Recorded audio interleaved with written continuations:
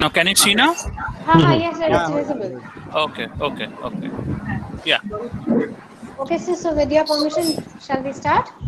Yes, please. Yes.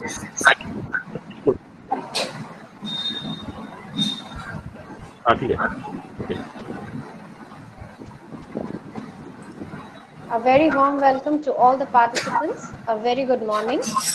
You are welcome to the webinar entitled Hacking God's Own Program: How Synthetic Biology May Change the Future of Engineering and Technology. It is organized by the Department of Basic Science and Humanities, Regent Education and Research Foundation. We are honored to have Dr. Shangram Bagh amongst us. He is an associate professor at Shah Institute of Nuclear Physics in the Biophysics and Structural Genomics Division. He received his doctoral degree from the University of Toronto in the year 2010. He was a postdoctoral fellow in the Department of Chemical Engineering, Massachusetts Institute of Technology from 2011 to 2013. He joined SINP in the year 2014, prior to which he was assistant professor at the Presidency University. He has been DST Ramanujan Fellow from 2015 to 2020. His research interests include cellular robotics and cancer gene therapy, space synthetic biology, quantitative reconstruction of native gene network. He has received numerous awards and has authored a number of publications in journals of international repute. We are very happy to welcome you, sir. Thank you very much. Now I would like our Honorable Principal, Dr. Mahua Das, to address the audience. Madam, over to you. Hello? Hello? Yes, ma'am, you are audible. Yes, Am ma'am, I you are audible? audible.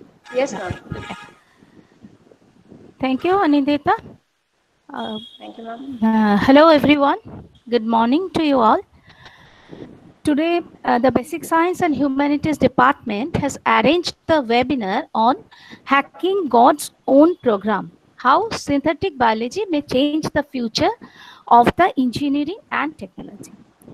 I must appreciate the team for selecting such a relevant topic in the huge crisis through which we all are passing. Synthetic biology is a field of science that involves redesigning organisms for useful purposes by engineering them to have new abilities.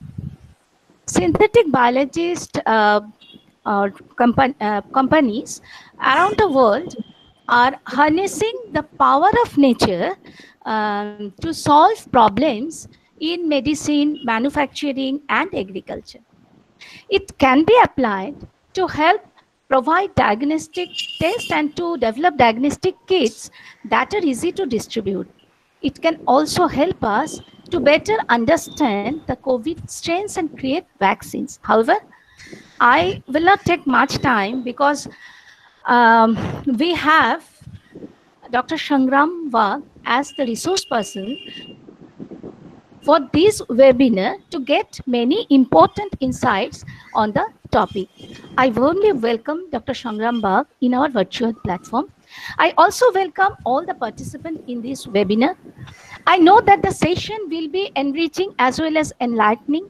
The audience will have an enriching experience from this webinar.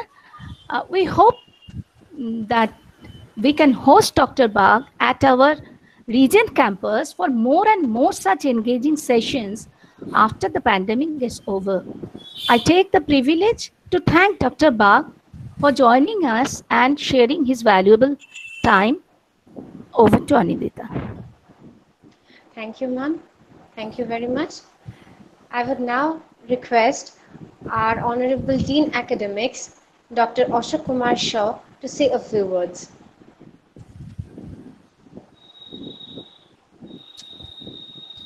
Sir, are you there?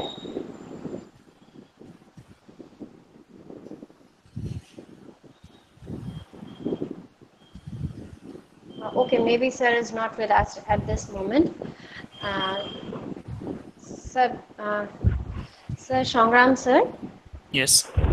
Dr. Bach, then it will be over to you to take the stage and enlighten us with your speech. Okay, and thank you very much. I'd like to first thank Professor Rajdeep Chakraborty and Madam Principal for inviting me in this session. And it's really an honor. And hope, as Madam Principal said, when this every COVID thing's over, definitely I'll visit your campus. And thank you for the invitation, ma'am.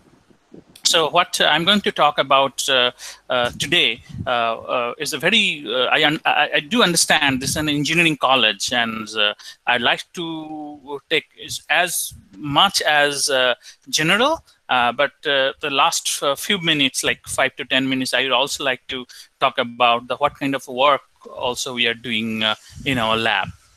So the question is, when you all know that at this current moment, if the previous of the century people talked about is the century of the physics, and this century people tell that this is a century of the biology. And what does it mean? Because we can see that the biology is in a very complex system. So, but if you can understand a very little about that biology, we can change our future engineering and technology in many different ways. And you can see within the next 50 years or so, we go actually from whatever we have economy we have, we'll go towards something called the bioeconomy. It is starting from the chemicals, starting from the fuels, starting from materials, even the whatever your semiconductor chips and everything, which will be there would be a hand of the biology in that. And we'll see how that is possible by something called the synthetic biology in that.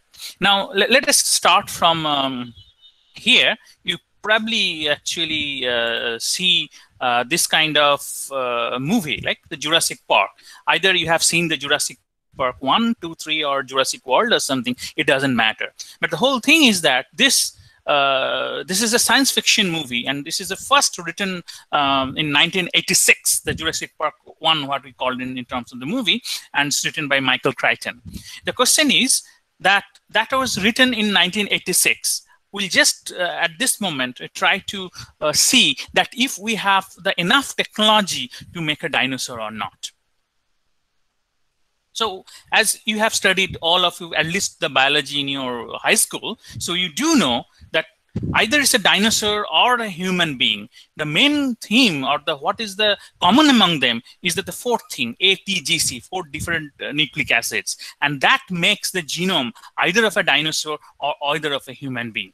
So if you have a dinosaur DNA, the first thing you would like to make that, can you read that the whole blueprint or the whole genome of the dinosaur?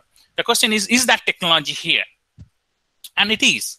Probably you heard about the Human Genome Project, so which was like published in 2003, the first draft of the human genome. So, and you can see this is an industrial scale operation, and there's several countries, US and many European countries and Japan actually included, thousands of the scientists and $3 billion actually used here. And you can see its success has been announced by Bill Clinton, that time the President of United States of America. And I'll come why this is happening. A scientific project is basically announcing by a politician.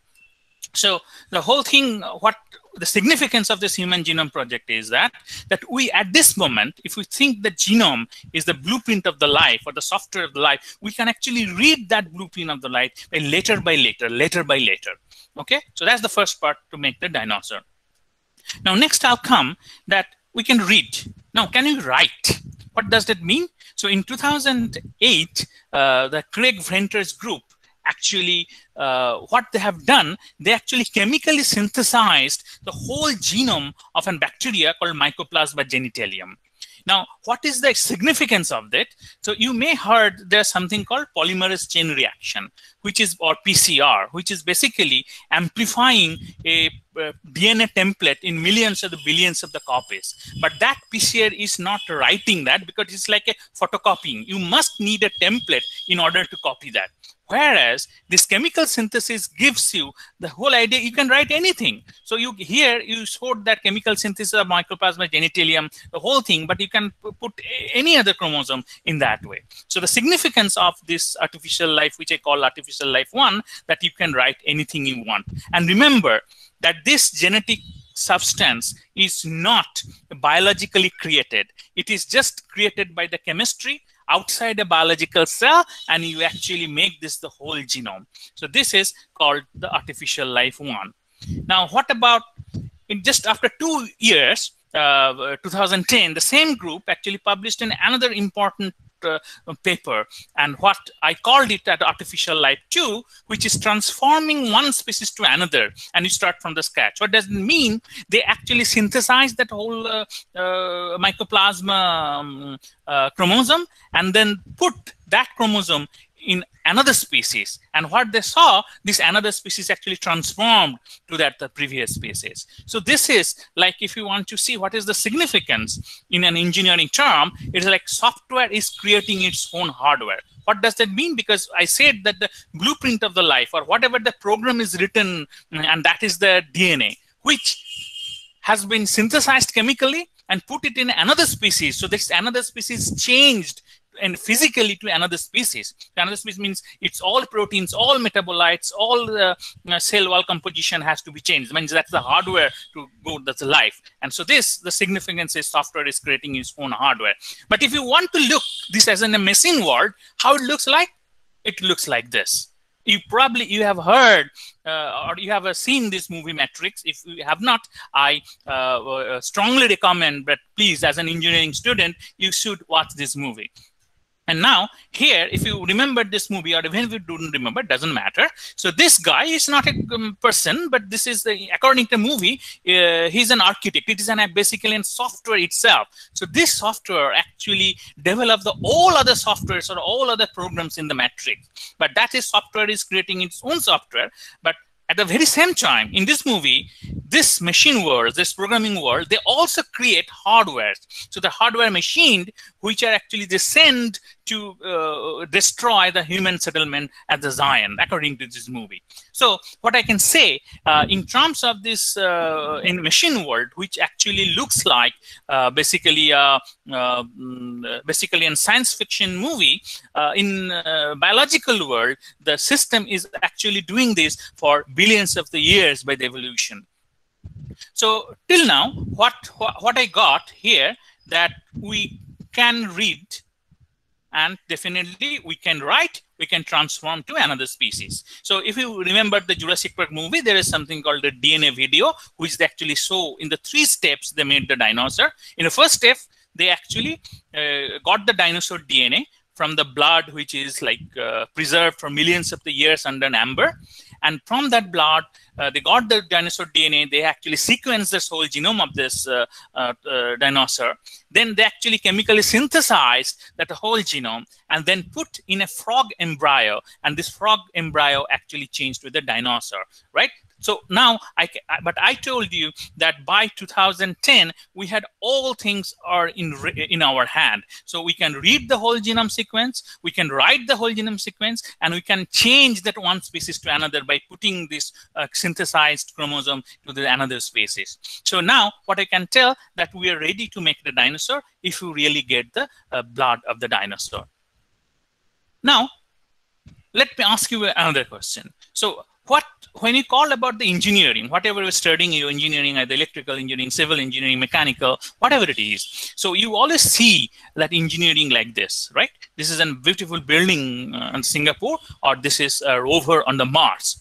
But I can assure you, you've never thought engineering like this, like a Pegasus or a Hawk. So if I ask a very fundamental question at this technological era, when you can actually control the movement of the rover on the Mars from the Earth with almost a mathematical precision, why we cannot make a Pegasus or Hawk? So what prevents us engineering a system like this? So in one way, the answer is very simple. And that simple answer comes from, if you want to make this building or the rover, you have a very well-established engineering design principle. And based on that principle, you first actually you actually fabricate it, then you test it. If there's a